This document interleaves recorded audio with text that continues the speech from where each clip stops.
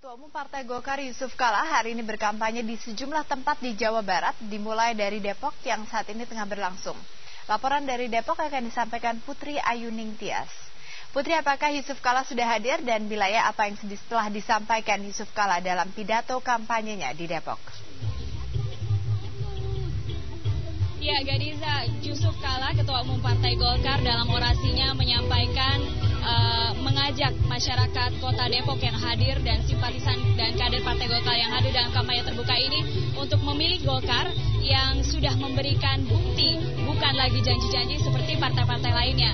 Dan Yusuf Kala juga sempat menyisipkan kembali pernyataan kesediaannya untuk dipilih menjadi presiden pada tahun untuk presiden pada pemilu 2009 nanti. Dan seperti biasa, Yusuf Kala memiliki ciri khas dalam menyampaikan orasinya, yaitu mengajak berdialog para simpatisan yang kader dan kader Partai Golkar yang memang diundang naik ke atas panggung untuk diajak berbicara. Dan Yusuf Kala sendiri juga tadi hadir di lapangan Irekap Sukmajaya Depok ini dengan Wakil Ketua Partai Golkar yaitu Pasca Suseta.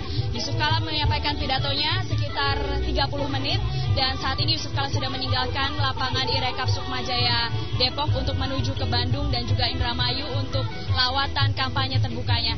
Dan berikut adalah petikan orasi politik Ketua Umum Partai Golkar Yusuf Kala.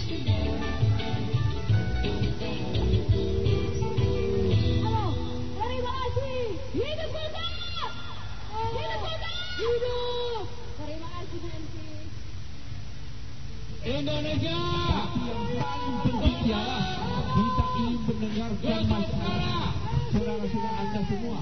Apa harapan Anda, apa yang Anda minta kepada partai agar kita laksanakan? Setuju? Indonesia! Karena itu saya minta. Yusuf Kala! Pasti kalau sembako kita murah. Bagaimana dibeli, bagaimana murah, bagaimana dibeli. Sekarang ibu satu lagi. Luas itu. Sekarang ada yang pemuda, siapa? Ya, Gadiza, saat ini kampanye terbuka Partai Golkar di lapangan Irekap Sukmajaya Depok masih berlangsung dengan mendengarkan orasi-orasi politik dari caleg-caleg dari Kota Depok.